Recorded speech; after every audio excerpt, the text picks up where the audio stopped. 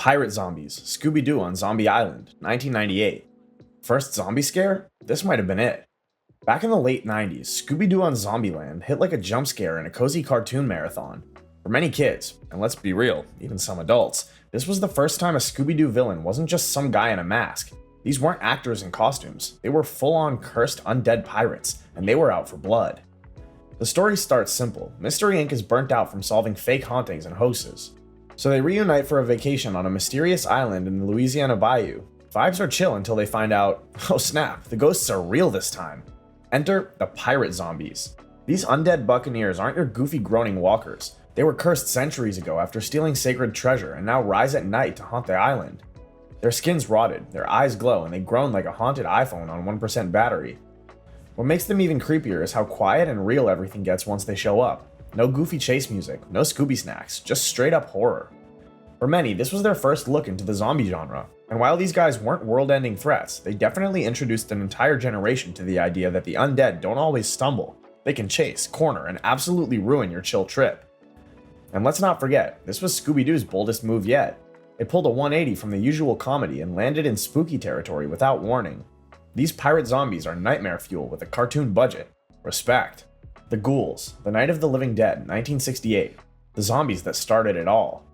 Before we had sprinting rage monsters, fungal clickers, or zombie swarms in shopping malls, we had ghouls, the black and white OGs from George A. Romero's Night of the Living Dead.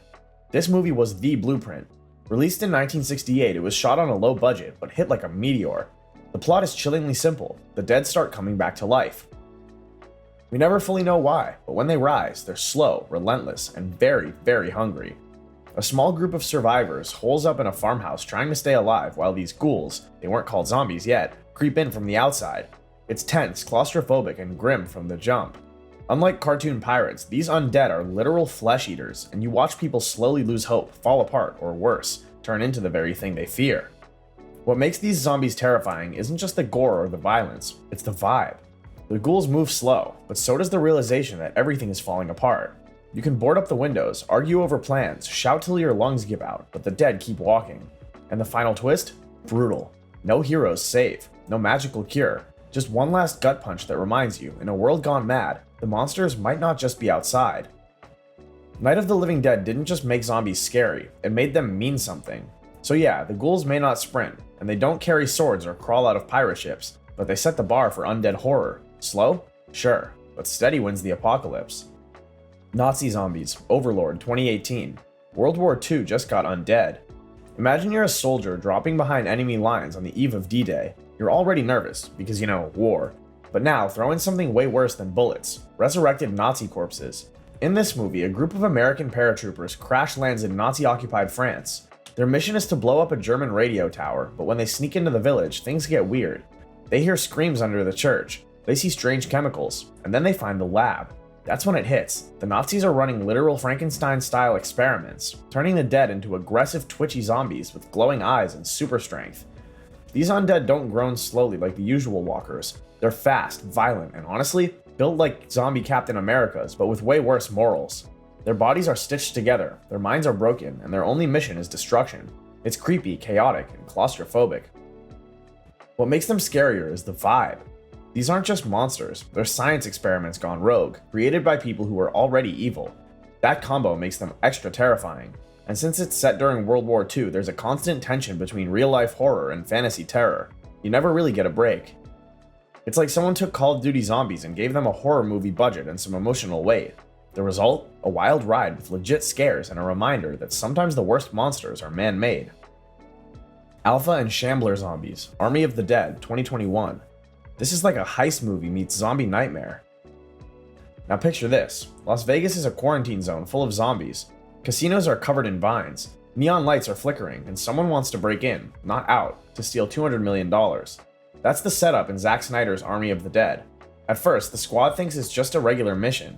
Go in, grab the money, get out. But this isn't a city of slow, clumsy walkers. This is a kingdom ruled by two types of zombies, Shamblers and Alphas. The Shamblers are your classic undead, slow, moaning, and honestly just sad to look at. They hang out like dusty mannequins until you make noise, then they swarm. You've seen them before. Creepy, but manageable. But then there's the Alphas. These zombies run, they climb, they communicate.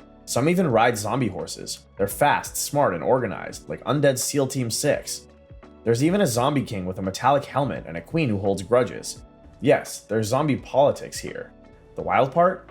These alphas aren't just brainless monsters. They have rules. They make deals. They even mourn their own dead. Yes, zombies crying over other zombies is a thing now. That makes them unpredictable and scary in a different way. You're not just fighting monsters, you're up against a system. So instead of sneaking past mindless ghouls, the crew find themselves negotiating with intelligent undead leaders while trying not to get ripped in half. And of course, things go sideways. Badly. This isn't your typical zombie flick. It's part Ocean's 11, part Apocalypse, and all chaos. The Infected Masses, World War Z, 2013. When zombies stop being individuals and start moving in waves. Most zombie stories show a handful of undead, maybe a small group chasing a few survivors through a mall or a dark alley. But World War Z said, nah, let's crank this to 11. Instead of a few dozen zombies, you get millions, all moving as one unstoppable swarm. The story follows Jerry Lane, Brad Pitt, a former United Nations investigator, as he travels across the globe trying to figure out how to stop a pandemic. But the star of the movie isn't just Jerry, it's the Horde.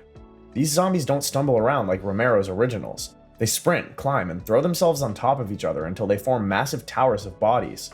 One of the most chilling scenes shows them scaling the walls of Jerusalem like ants overrunning a picnic blanket. It's less like fighting people and more like trying to hold back an avalanche. What makes them terrifying isn't just speed, it's the hive mentality. A single zombie is scary, but 1,000 acting like they share one brain? That's nightmare fuel. They slam into barricades, pile up like a living wave, and keep coming until the structure, or the humans, give out. It feels less like a fight for survival and more like delaying the inevitable. Imagine standing in front of a stadium crowd, except instead of cheering, everyone wants to bite you. That's World War Z in a nutshell. Bioengineered zombies, Train to Busan, 2016. All aboard the fastest train to absolute panic. Train to Busan takes a smaller, more personal setting, a high-speed train, and turns it into a claustrophobic death trap. Instead of focusing on the whole world, it zeroes in on a father, his daughter, and a group of passengers trying to survive as the infection spreads carriage by carriage. Here, the outbreak comes from a bioengineered virus. One bite and you turn frighteningly fast. Victims twitch, snap their bones, and transform in under a minute. That speed changes everything. There's no luxury of time, no chance to say goodbye, just chaos. And because the virus doesn't care about age or status, kids, parents, athletes, and business people all fall victim. Everyone becomes fair game. The zombies themselves are brutal. They fling themselves against train doors, sprint down aisles, and crash through glass like they feel no pain. In one haunted scene, a helicopter crash leads to zombies literally falling from the sky, creating a wave of bodies on the streets below. It's messy, fast, and terrifying. But what sets Train to Busan apart is the emotional core. While the zombies are horrifying, the movie constantly asks, who do you save and how much humanity do you keep when survival is on the line? It isn't just jump scares, it's a heartbreak wrapped in horror. Picture being stuck in an airplane or subway with an outbreak starting at the other end. You can't get off, and every stop just brings more chaos. That's what makes these zombies terrifying. They're not only fast and savage, but they trap you in situations where your choices matter as much as your strength. The Rage virus infected. 28 Days Later, 2002. When 28 Days Later hit theaters, it changed how we thought about zombies. Gone were the slow, stumbling corpses. Instead, Danny Boyle gave us the Rage virus infected. Fast, furious, and terrifyingly real. The virus begins in a lab where chimpanzees are tested with a bioengineered disease. Activists release them, thinking they're saving the animals, but instead they unleash humanity's downfall. The Rage virus spreads through blood and saliva, and infection is almost instant. One drop, one bite, and within 10 seconds a person is gone. They don't die and reanimate, they stay alive but lose all control, consumed by pure rage. Visually, the infected are unforgettable. Glowing red eyes, twitching bodies, and violent spasms. They don't shuffle toward you, they sprint full speed, smashing through doors and leaping over obstacles. Imagine an Olympic sprinter who also wants to tear you apart. That's what survivors face. The horror isn't just the speed, it's how quickly society falls apart. Cities are abandoned, families ripped apart, and survivors left paranoid, knowing anyone next to them could turn in seconds. It's claustrophobic, brutal, and painfully human. What makes them truly chilling is how plausible they are. No magic, no curse, just science gone wrong. That's why 28 Days Later remains one of the most terrifying zombie films ever. The Rage virus infected remind us that sometimes the scariest monsters aren't the dead, but the living, driven to madness by something we can't control. Black Summer Zombies, 2018 through present. Zombie rules are usually simple. In Romero's world, anyone who dies without a headshot eventually rises again. In World War Z, infection spreads at lightning speed. Now take both ideas, mix them together. Welcome to Black Summer. The show wastes no time reminding us that survival here is basically impossible. People die, and before you've even finished screaming, they're already back up as zombies. It doesn't matter if you were bitten, shot, or just collapsed. Death itself feels like the trigger. 1 second a loved one is gasping their last breath, and the very next, they're lunging at your throat. There's no time for heartfelt goodbyes, only split-second choices. What makes them brutal is the speed and agility. These aren't just slow shufflers. They run, they leap, and they don't lose stamina. Imagine trying to play tag with a cheetah that doesn't get tired, except the prize for losing isn't your it's your dinner. The show uses this to crank tension through the roof. Every encounter feels like the worst QuickTime event ever. Blink and you're dead. Survivors scramble not just against zombies, but against the chaos of people turning instantly. It creates paranoia, fear, and action all at once. Watching Black Summer makes you realize that if zombies were ever this fast, humanity wouldn't stand a chance. Dying Light, Volatiles, 2015 through present. In the Dying Light video game series, you already deal with biters, sprinters, and infected crowds, but the true nightmare? The Volatiles. Volatiles are what happens when you take the 28 days later infected, give them claws, then drop them into Blade 2's vampire design look. They're tall, deformed, and insanely fast. By day, they hide from the sun, but by night, they own the streets. Step into the dark without UV light, and you're basically signing your own death certificate. Players know the drill. You can be armed to the teeth, loaded with weapons and traps, but the second you hear that guttural scream in the dark, panic sets in. Even high-level characters get sweaty palms. Volatiles don't just chase you, they hunt you. They climb walls, smash through barriers, and swarm if you hesitate. You can fight them, sure, but it's more like wrestling a tornado.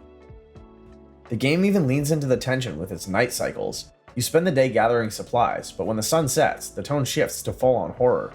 Suddenly, rooftops aren't safe, alleys aren't safe, and the only plan is to sprint, dodge, and pray you make it back to safe zone alive. What makes Volatiles memorable is that even after you learn to beat them, they never stop being scary. They're the perfect reminder that some zombies aren't designed to be beaten, they're designed to make you run, and sometimes running is the scariest option of all.